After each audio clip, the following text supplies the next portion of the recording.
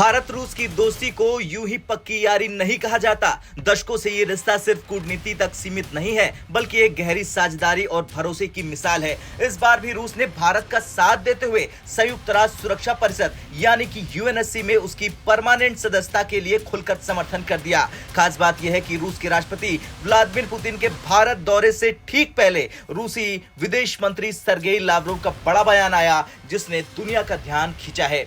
Moscow में आयोजित एक प्रेस कॉन्फ्रेंस के दौरान रूसी विदेश मंत्री सर्गेई लावरोव ने भारत और ब्राजील की दावेदारी का पुरजोर समर्थन किया। उन्होंने कहा कि भारत और ब्राजील जैसे देश सभी प्रासंगिक मानदंडों को पूरा करते हैं। यूएनएससी में सुधार अब जरूरी हो गया है, क्योंकि ये संरचना आज की दुनिया का प्रतिनिधित्व नहीं करती। लावरोव ने अमेरिका और पश्चिमी देशों पर निशाना साधा। उन्होंने कहा कि जब अमेरिका विकासशील देशों को यूएनएससी में शामिल करने के प्रयासों को कमजोर कर रहा था, तब उसकी प्राथमिकता अपने सहयोगी देशों को बढ़ावा देने की थी। अमेरिका, जर्मनी और जापान जैसे देशों को सुरक्षा परिषद में लाना चाहता है। ये ऐसे देश हैं जो स्वतंत्र फैसले नहीं लेते और हमेशा अमेरिकी एजेंडों का पालन करते हैं। लावरोव ने पश्चिम के पास पहले से ही 15 में से 6 सीटें होने की बात कही है और इसे अनुचित करार दिया। भारत दुनिया का सबसे बड़ा लोकतंत्र और तेजी से उभरती हुई ताकत है। 140 करोड़ लोगों की आवाज को अनसुना करना आज के दौर में असंभव है। भारत ने हमेशा शांति के लिए काम किया है, चाहे वो संयुक्त राष्ट्र के शांति अभियानों में सबसे बड़ा योगदान हो या फिर वैश्विक मंचों पर आतंकवाद और जलवायु परिवर्तन जैसे मुद्दों पर उसका नेतृत्व।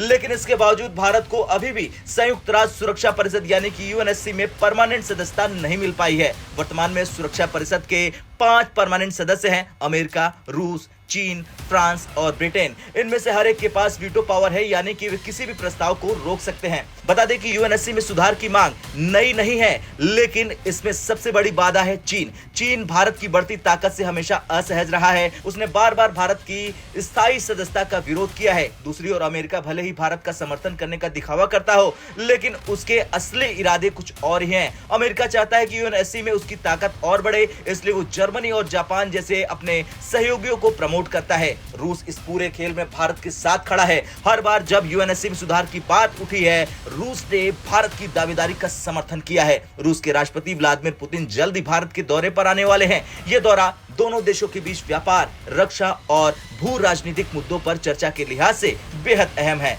लेकिन इस बार यूएनएससी में भारत की परमानेंट सदस्यता का मुद्दा केंद्र में है। बता दें, पुतिन का यह दौरा भारत रूस की दोस्ती को और मजबूत करेगा। रूस का यह खुला समर्थन न केवल भारत की दावेदारी को बल देगा, बल्कि यह दिखाता है कि भारत रूस का रिश्ता सिर्फ रणनीतिक साझेदारी तक सीमित नहीं है। ये एक गहरी दोस्ती है, जिसमें दोनों देशों के हित आपस में जुड़े हुए हैं। भारत के लिए ये लड़ाई आसान नहीं है, क्योंकि चीन और अमेरिका जैसी ताकतें हर संभव कोशिश करेंगी कि वो भारत को इस सम्मान से वंचित रख दें। लेकिन रूस जैसे साथी और भारत की कूटनीतिक कोशिशें इसे संभव बना सकती हैं। खैर, सवाल सिर्फ स्थायी सीट का नहीं, बल्कि एक वैश्विक शक्ति के रूप में भारत की मान्यता का है। रूस ने जो दहाड़ लगाई है, वो न केवल भारत के लिए एक अवसर है, बल्कि ये संदेश भी है कि भारत अब अपनी जगह पाने के लिए तैयार है। भारत और रूस की दोस्ती का ये अध्याय खास है। पुतिन के भारत दौरे के साथ इस रिश्ते में एक और मजबूत कड़ी जुड़ने वाली है और अब समय आ गया है कि दुनिया भारत को सम्मान दे जिसका वो हकदार है। अब आपका क्या कुछ कहना है? भारत को कितनी जल्दी